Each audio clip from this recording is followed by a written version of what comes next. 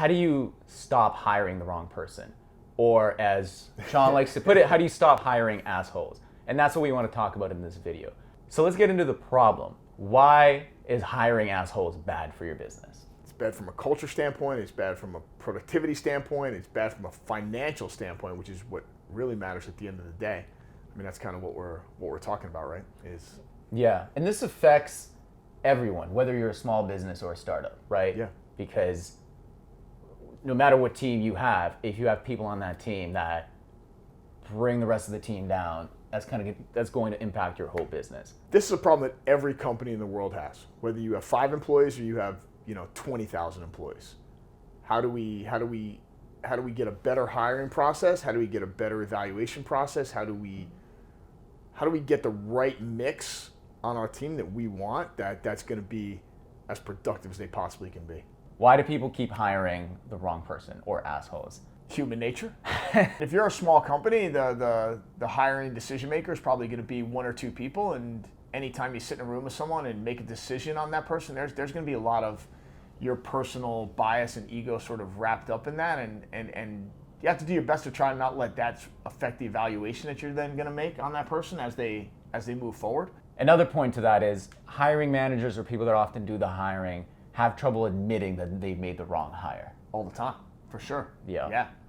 It's hard to make an evaluation on someone, an honest evaluation, when you've made that decision, because then that's saying something about you as a person, right? Not just that person's performance and how they interact with your team, but did I hire this person? What does that say about me? And especially when you're talking about continuously, if you've made 2 or 3 mistakes maybe on a person, then you're the asshole maybe. So what is the solution? Let's get into what to actually do. If you're a smaller company, I think you want to sort of try out as many fish as you possibly can, and you can't overthink the hiring process. Make the best decision, go with your gut, make a decision, and be able to honestly evaluate that decision.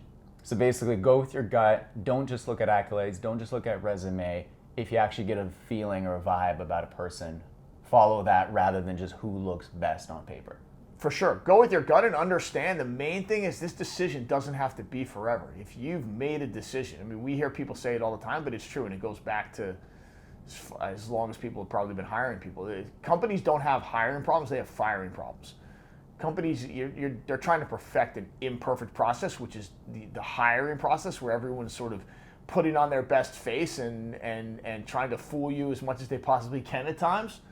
But yeah, I mean, you're not going to know what someone is really like and how they interact with your team until they're living and eating and sleeping with you guys every day. That's probably not the right way to say it. Once you've made the wrong hire and you know it, don't be afraid to admit that and let the person go.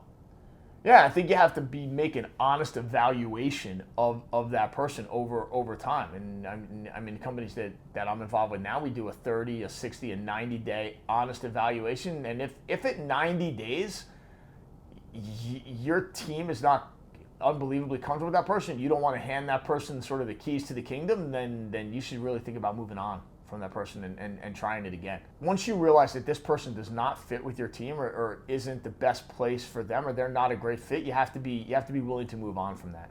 And that's probably the best thing for them and the best thing for you as a company, but it's definitely the best thing for your team. You're almost a lot of times in a situation where your team might not come and tell you, especially in a small business. Your team might not let you know, hey, this person doesn't really fit. But it will have long-term effects on your team if you realize that a person doesn't fit, yet you continue to have them there. Don't hire assholes, and more importantly, don't keep assholes. Understand that the decision's not forever, and you have to be prepared to be able to move on from that. Call the person that was second on your list. They might surprise you. Yeah, and that's it. I think that hits on all the points. If you guys have had a terrible hiring story, you want to share it, please tell us in the comments. If you've hired someone and it just went hilariously sideways, please let us know. Everyone's had it, and the more we talk about it, the easier, hopefully. If you think we're the assholes and everything we're saying is wrong, yeah, let us know. All right, that's it. If you like this video and you got value from it, please hit like, subscribe, and we'll see you in the next one.